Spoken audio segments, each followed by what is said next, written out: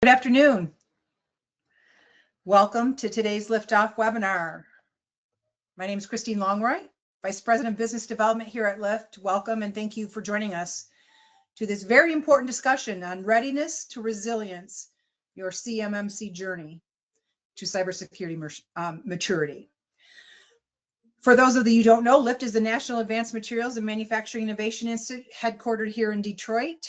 As a public-private partnership, we're focused on strengthening the defense industrial base, connecting and convening government, industry, and academia, where we are advancing manufacturing through the technology and talent development, with a core mission of ensuring the transition, scale up, and fielding of advanced materials and processes that support our nation's economy and security. So today it's my honor to welcome the 20, a long-time member of Lyft, and Ken Nix, who is the Chief Compliance Officer and Chief Information Security Officer, who led the design and implementation of the 20's information security strategy at the 20.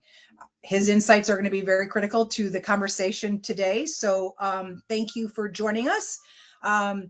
And for those that have questions throughout the presentation, please put it in the Q&A and we'll make sure that we get to those at the end. Again, this is a very critical topic that we all are really interested in. So welcome, Ken. Thank you, and take it away. The floor is yours.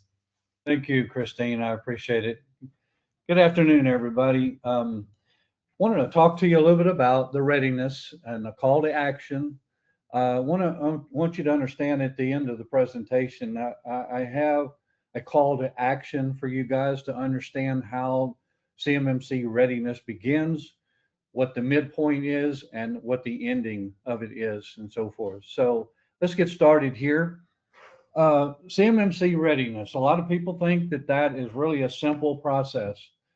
Level one, there's two different levels that we're going to talk about in brief today, and one of them is talking about the level one, which mainly it's about a self-attestation for a level one. Basically, there's 17 controls that you have to look at and examine in your environment to make sure that you're following those things. Now, I want to make caution that just because there's just 17 controls, those controls are very vital to the cybersecurity and the protection, especially around CUI, which if you're not familiar with CUI, it's controlled unclassified information. There's also what is called FCI, which is federal controlled information. So let's get started here. CMMC readiness as a maturity journey.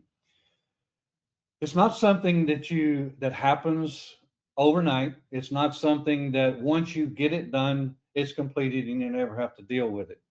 So basically, it should be understood as it's an operational maturity. It's not just a documentation or exercise. Organizations have to prepare for this CMMC model. And the process is not so much as having a bunch of policies in place, a bunch of controls in place. It's more of the maturity of your environment, and the practices are not only a one-time hit, they are consistent. They're executed across the assessment scope, and we'll talk a little bit more about scoping because that is the vital process of which you're going to have to deal with in this readiness assessment.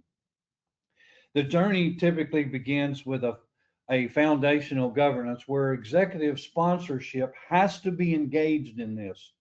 If you can't get the buy-in from the executive team, you'll never get ready for the assessment and the readiness for a CMMC. Talk about level one. Level one focuses on protecting federal contract information.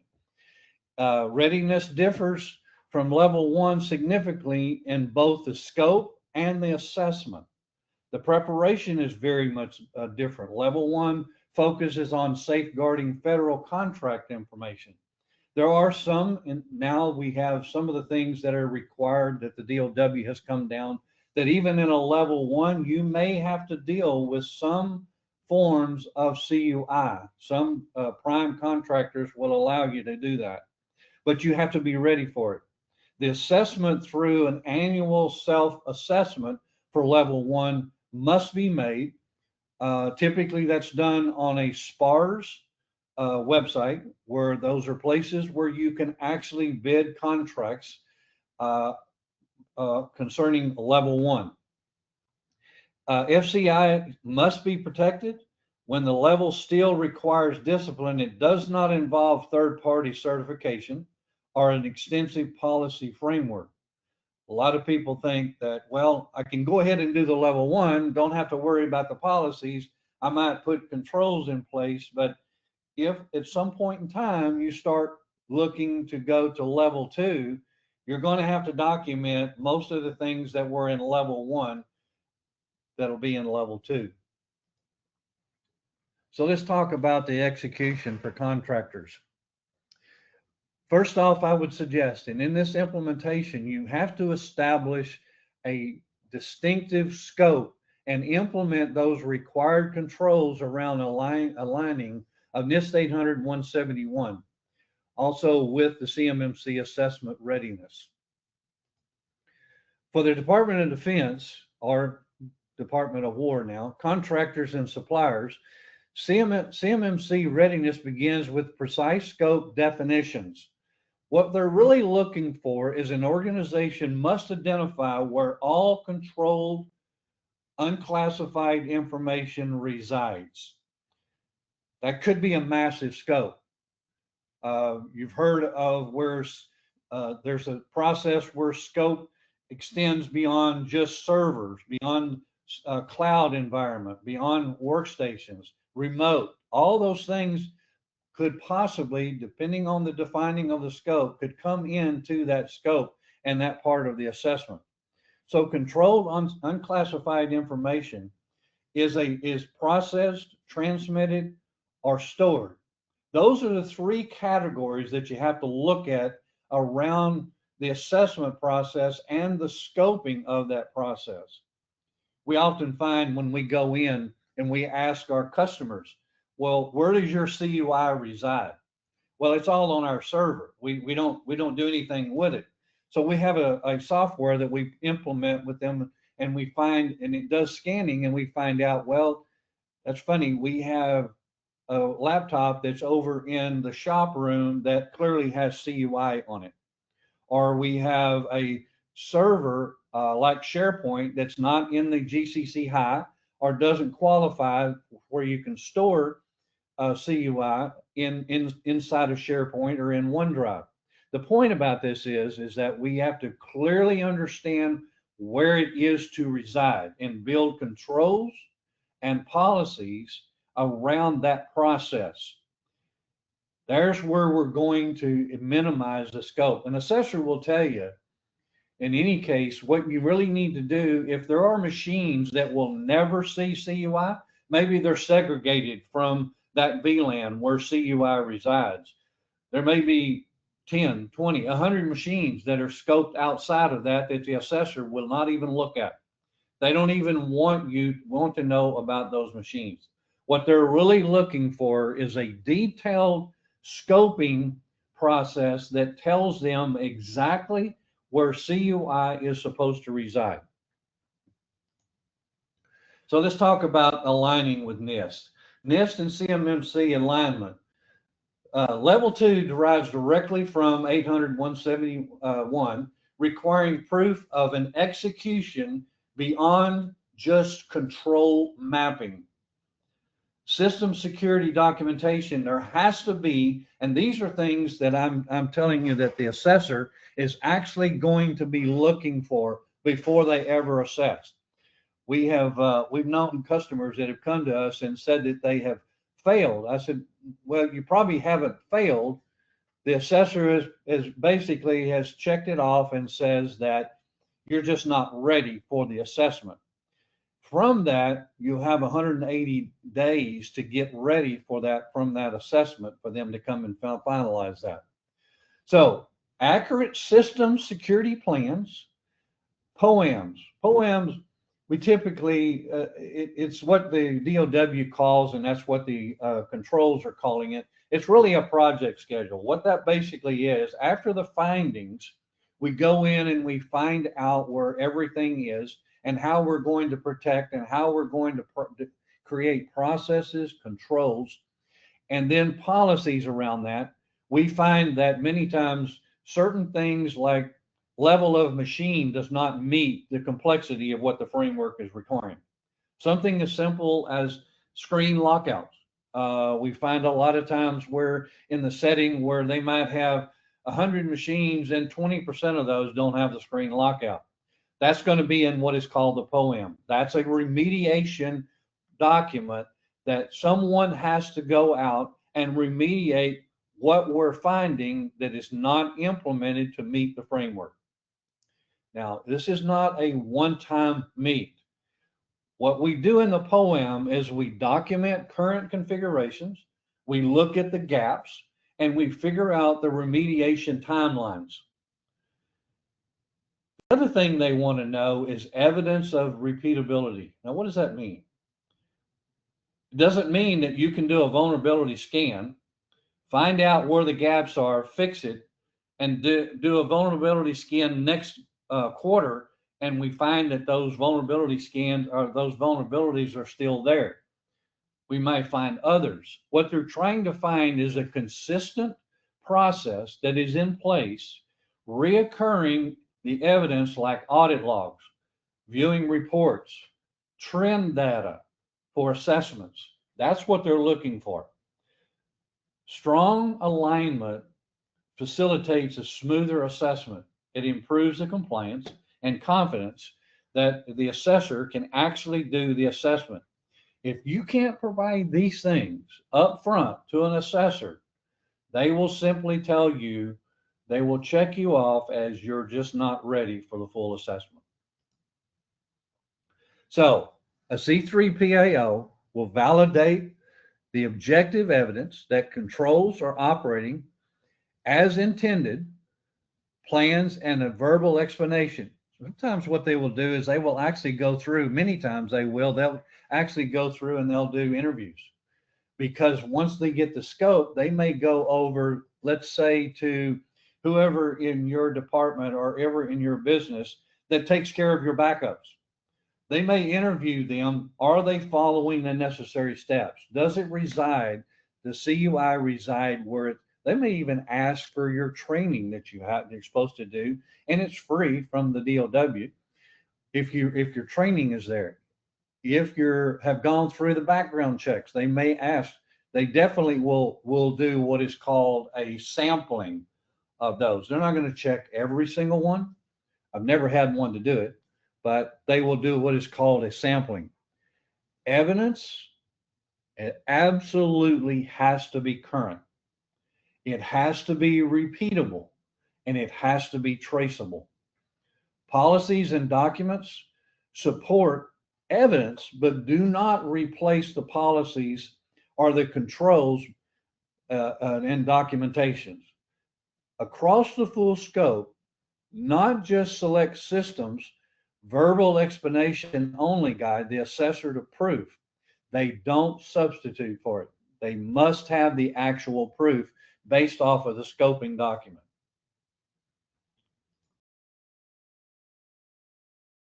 Let's go to the next slide here. So, leadership. They are going to interview the leadership, because if the leadership hasn't signed off on everything that is within the process of achieving your assessment, they'll stop right there as well. All of our documents that are created must go through a process of approval. Leadership is the key individuals that have to be signed off on the oversight and the governance. Not just technical controls, not just operating, but they must be enforced. Now, let me tell you the key points to reinforce. Security policies are approved, they're current, and they're enforceable. Not self-aware, not roles. Responsibilities for CUI protection have to be clearly defined. Role-based access controls is one of the most important pieces that an assessor will look at, because they want to know who has access to all of CUI. Leadership oversight has to be demonstrable through reviews, decisions, and follow-up actions. What assessor is validating? It aligns to the job role, not convenience, not MFA. They want to know if MFA is enforced where it is required, and they will look at the access and review the results actually in action. So role-based is a very key, vital information that an assessor is going to look at. They're going to want to look at terminations, because what we're trying to do, or what they're trying to do, is actionable events, not one time, but continued. They may sample several months. They may sample different types of perhaps controls that you have in place, and are you following them? So the access reviews occur as a result in action, termination, and role changes. What assessors are validating? The systems are securely configured, consistently built, and formally changed. If there's something that needs to be changed in an environment, that has to be documented. They're going to look for that documentation. Security is engineered into the system, not applied as HOC. It's more of key points. Standard baselines have to exist. They must be followed. Changes that you go through have to be approved, tested, and documented. That means leadership. Whoever is designated as the point of contact that can sign off on all these changes that happen. In-scope systems are clearly defined and separated. Logging, monitoring, incident response. What are they looking for in here? Security events are visible. Are they reviewed? Do you go through the proper process on doing an incident response plan and document it? Do you have a committee that looks at those? Are they brought before leadership? Are they brought before some committee? And are they constantly looked at to determine if what happened could have been approved to helping again? So logs are a centrally located place, collected and retained. Alerts are reviewed, they're not ignored, and response plans. Vulnerabilities.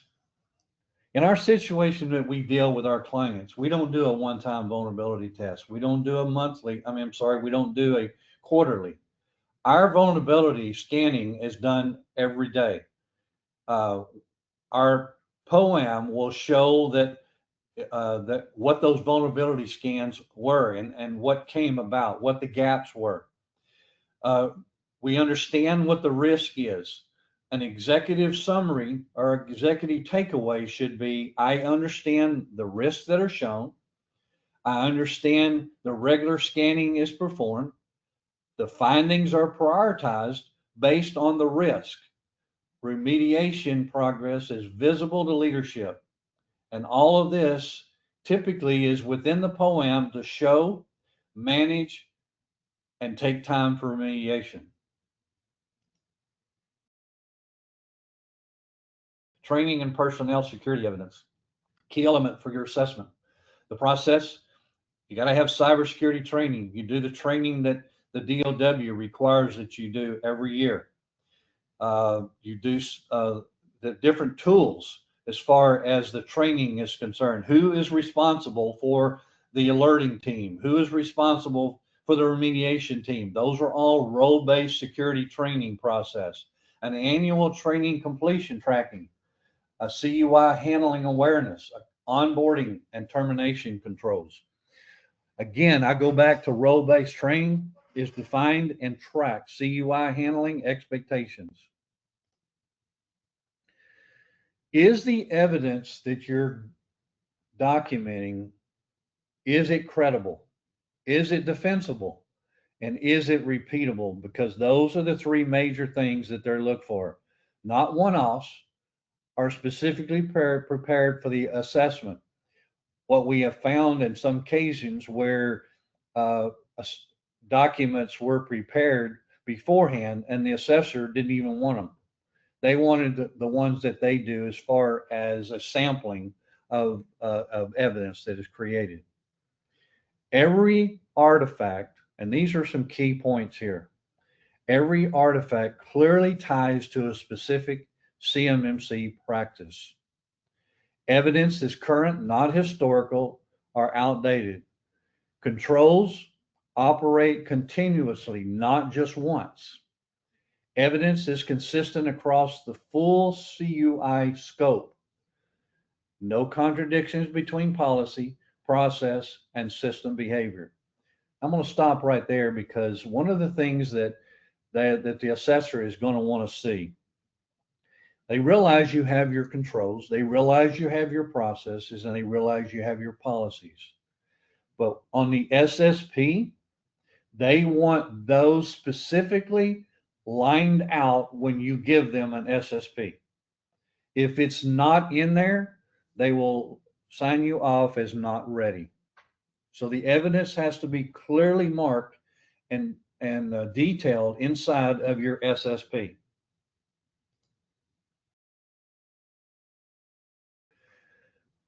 Some of the things here's some of the controls that I just put in here for if you're not aware of a lot of the controls and what they are concerned and what their primary artifacts is.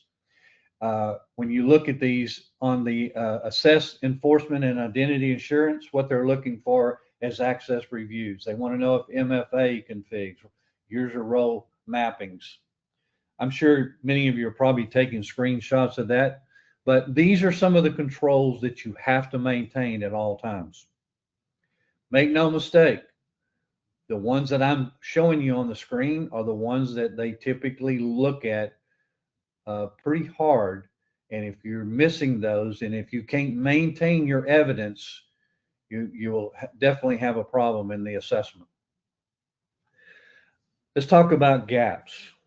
We mentioned this earlier about the POAM and the gaps that are found. They understand, an assessor, the DOW understands that there's gaps in this. The idea here is that those gaps are known, they're controlled, and they're actively managed, not ignored or not hidden.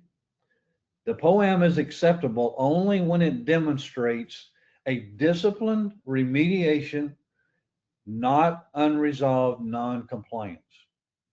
They will ding you pretty hard for that.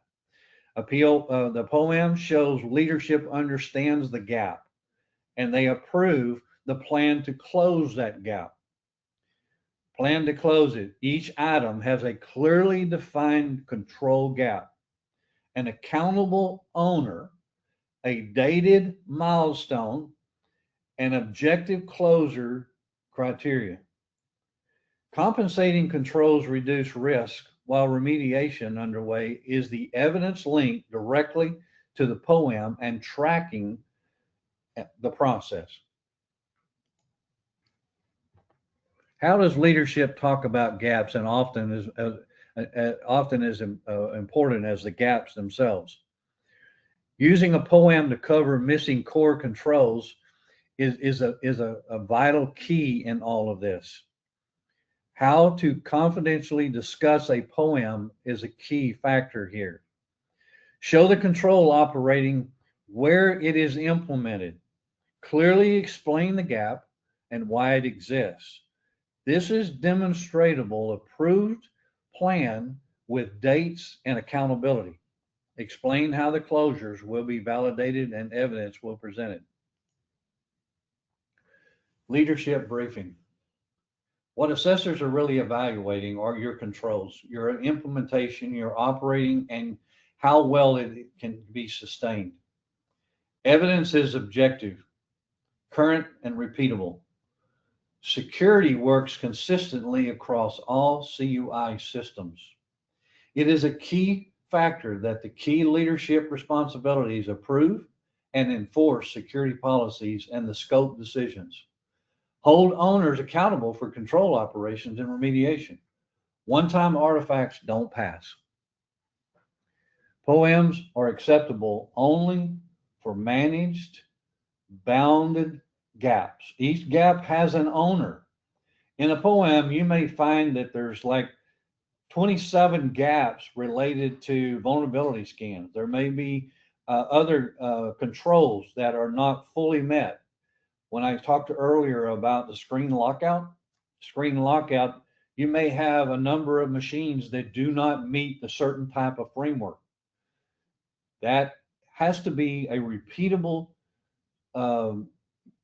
evidence. And if for some reason somebody puts out a machine in the environment, and for some odd reason, a evidence of a screen lockout, password complexity was not implemented in that on those two particular machines, those are a gap and they have to be remediated.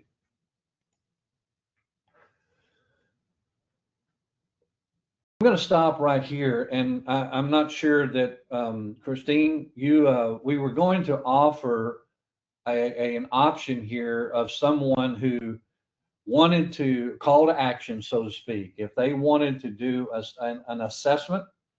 But I'll stop right there and let you take it over, Christine, because we'll make sure that we can offer this.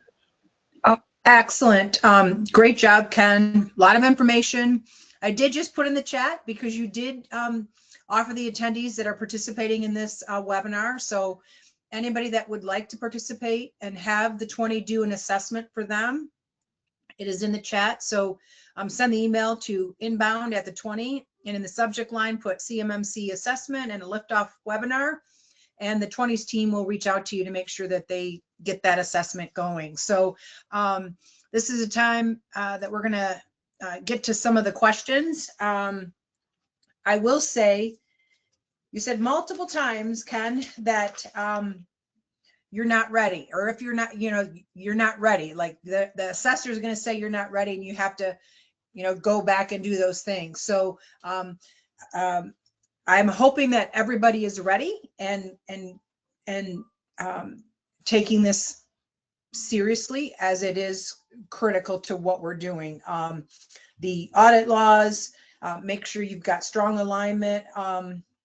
And therefore you're going to have the strong compliance, which we need. And in the importance of, obviously, your repeatability, traceability. So this was some very good information that you shared with the audience. So let's go to some of the questions that we have. This might be a little bit broad, but hopefully you can narrow it down for us. It's how long does it take? Good question. And part of that answer to that question is that we will do a self-assessment in the environment.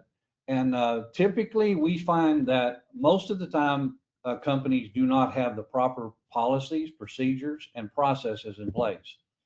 I can tell you that for readiness, before an assessor will even look at you, it will take approximately 25 to 30 weeks. Because there is a tremendous amount of scanning, policy developing, procedures, and we can't develop anything until we understand the environment. And the customer, frankly, makes the decision on the approval of what they want to do, because there's options. Like, as an example, whether it's 15 minutes timeout, whether it's 30 minutes timeout, they have to make that decision, and there's approval process with that.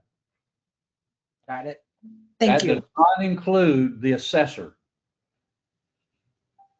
When a C3PAO comes in, we do a final assessment, and then we decide at that point whether it's time for the assessor, the C3PAO, to come in. Got it. Is it a one-time process? It seems like there's a lot of steps. So can you tell us about the process? Is it a one-time? And if you're not ready, you have to begin. So can you just clear up the one-time process? Good question, Christine, because compliance never goes away. So one-time assessment, a C3PAO will do their assessment and either grant you the recommendation to the CMMC body for certification, and that happens every 3 years. So you still have to, it's a repeatable thing. So in the event where 3 years from now, let's say you got your certification, in the event of 3 years, the third year they come in and they start doing your next assessment. Well, what have you been doing from year 1 to year 3? That's why it never goes away. Compliance is, once you do it, it's there. And it has to So be no, made. it's not a one-time process. It's a forever process, No. Which is very important. So what are the consequences if they don't do this? Another good question. And by the way, your DOW at any given time within that 3-year period, or if you're working with a prime, they can come in and audit you as well. They could ask for evidence that you're following the process. Now, what's the consequence? Number one, you could lose your certification. Number two, you could lose your contracts that you were engaged with by not being compliant. And you could also be fined for not compliant. That's your Okay. Yeah.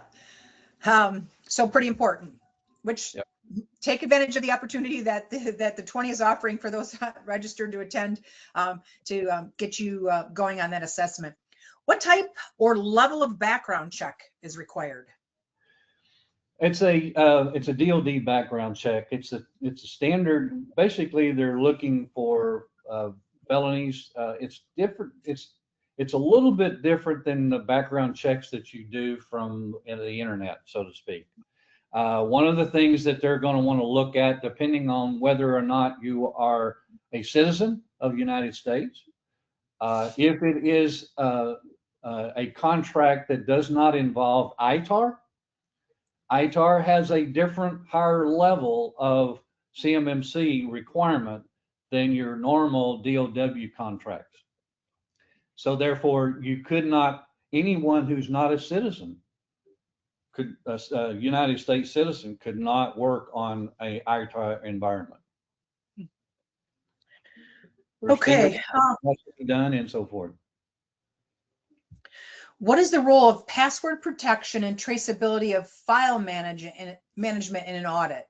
And what can help to support an audit? Well, that's about the monitoring process. Everything in an environment in compliance has to be a traceable event and managed. So in the event where let's say an incident happens, that has to be reported to the website for the DOW that this is what the incident was. If it's a prime that is doing it, they may come back and ask more details about that. So you have to follow through and have traceable information about that incident and document it. And it has to go also with a committee that is determined what can be done to help prevent that from happening. Excellent. Thank you for that. So a couple more questions. Is there common pitfalls There is. in this CMMC readiness efforts? You're asking good questions, Christine. Yes, there are common pitfalls. Common pitfall would be that you think that you can do DOW work without, number one, a C3PAO assessment. That's a common pitfall we're seeing. Another one is that you don't have policies, processes, you don't have controls in place. And those are presentable in such a way that depending on what level of assessment that you're getting as to what the requirements are behind that. The pitfalls are not having monitoring in the right places. They're basically the controls that are in place are there for a specific purpose to maintain a traceable event that happens and being able to produce that in a report. Okay, so I think we have all the questions that came in here. Just doing one more last look here. We talked about file management, background checks. Any other parting words? That's all the questions that come in so far. I want to make sure that any parting words for the audience, again, anybody that wants to take advantage of the offer that the 20 has had to those registered attendees, please send an email to those, that email I put in the chat, and they would have a team member that will reach out to you. So any parting thoughts, Ken?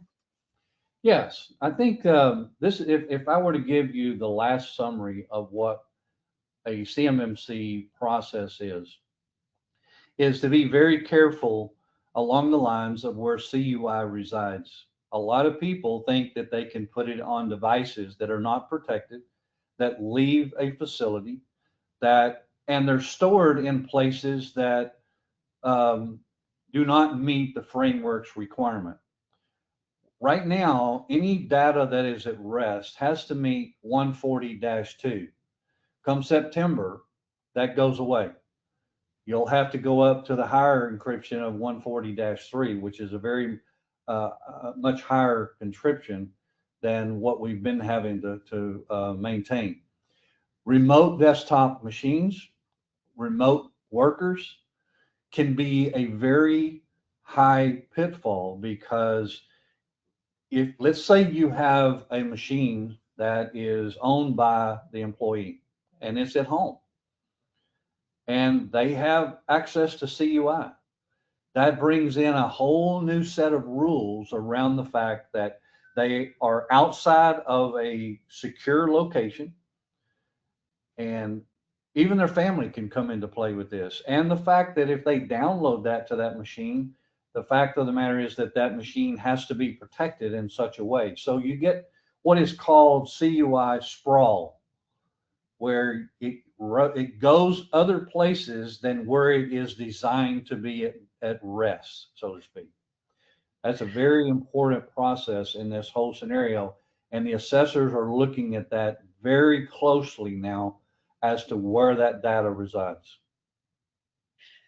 And that's some very good closing thoughts. And I think if obviously bringing a team like the 20 on board that has all that anecdotal information or very valuable information that you can share based on what you've experienced, that you can really ramp up those folks that are ready to get started. So thank you, Ken. Today was a very important, relevant conversation. Everybody will receive a copy of this PowerPoint, the presentation, and the webinar. I appreciate your time today, Ken, and your thought leadership. You're welcome. Everybody, please mark your calendar for our next Liftoff webinar, which is going to be presented by EOS, Lift member EOS, on April 29th. So everybody have a great rest of the week. Thank you for joining us. Bye-bye. Bye-bye.